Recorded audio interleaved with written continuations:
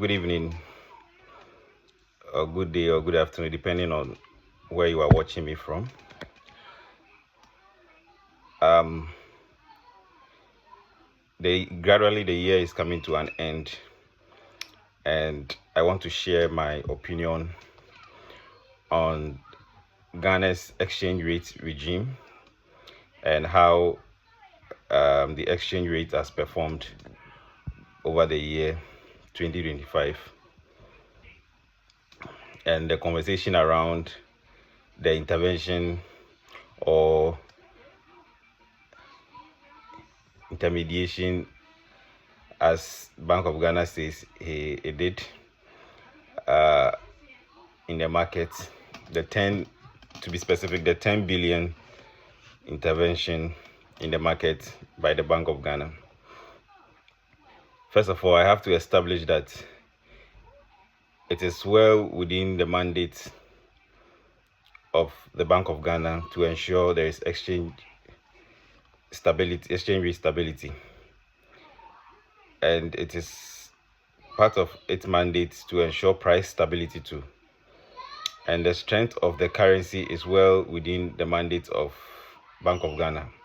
So however it does it, it's up to Bank of Ghana to ensure our currency is stable and we have stable prices too. And so we can't fault them for intervening in the market. And I have to also establish that Bank of Ghana has been intervening in the market since time immemorial,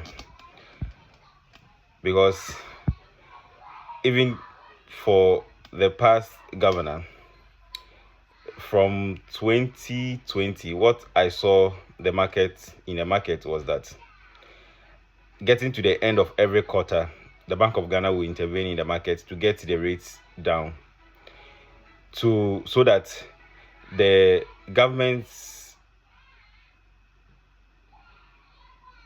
loan numbers will look good. Because with government's loan, we have the local Cedi denominated ones and the dollar denominated ones, and at the end of every quarter they have to convert the dollar denominated ones into cedis, and they will use the exchange rate. And so insofar as you are able to bring the exchange rate down, your loan numbers too will come down. And so the trend I noticed from that period up to the end of 2024 is that they tried at the end of every quarter to cushion the cedi by making supply of dollars available to the banks and thereby getting it to their customers so that it will show up the cedi or strengthen the cedi. And so it is not in bad faith that the Bank of Ghana intervenes in the market. It is even very necessary for the Bank of Ghana to intervene in the market as and when necessary.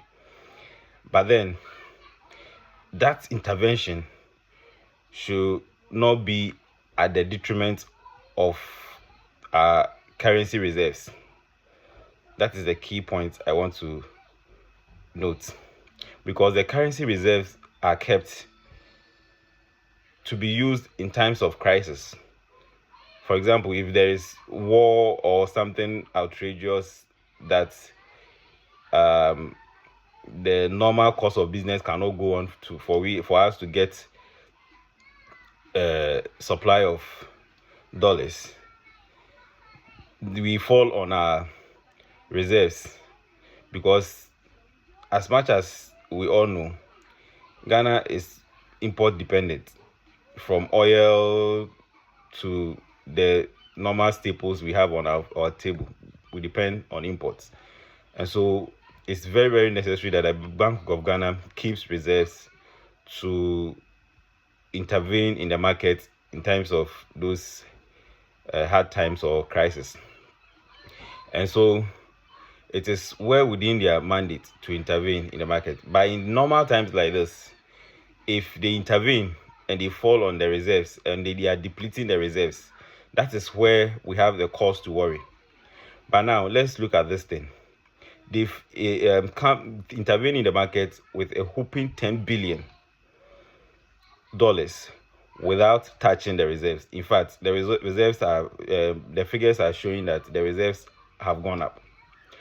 And so anything that they are doing to do that, we have to encourage them to do it more. And we all know the obvious, that it is the Goldbod magic that has caused us to get inflow of 10 billion to support the dollar without even borrowing, going to the international, because in the past we have always gone to the bond market to get some funds to come and show up the strength of our city. And so it is very necessary that we encourage them to do more to ensure that our city is still strong in comparison to the dollar.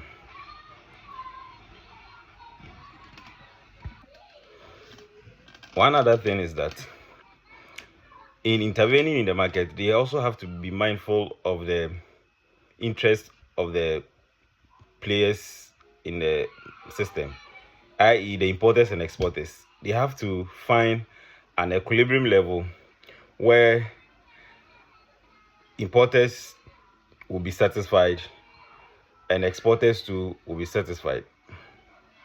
There should be an equilibrium level. And also, price stability is the key, and exchange rate stability too is the key.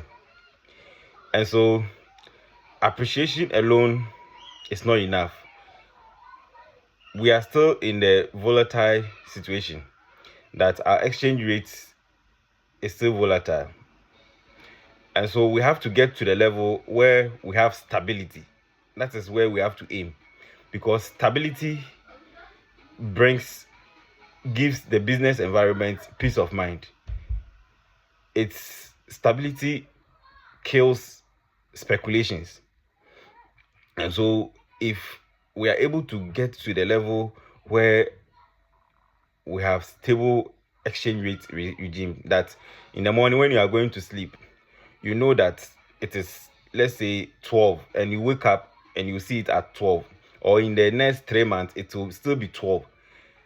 That is where we have to aim, and we have to make sure we work towards that stability and predictability, that you don't wake up in one morning it is 11, another morning it's 9. It's hinders planning. And the business environment, what they want is a regime. Bringing my opinion to an end, I would like to say that the appreciation of the cedi is a good thing, but we have to aim at stability. And the Goldbod is a good thing, but then we have to take advantage of the situation that we are in now to structure our economy well, so that things that we can produce in the country, we will, in the long term, we will produce them in the country. We will not import them, so that we'll get. And the key aspect of all this conversation is that we have to develop taste for what we produce. For me, we should not be importing rice, because we have rice in abundance in Ghana. We have to just develop the taste for it, and everything will be all right for the economy. Thank you very much. See you in my next episode.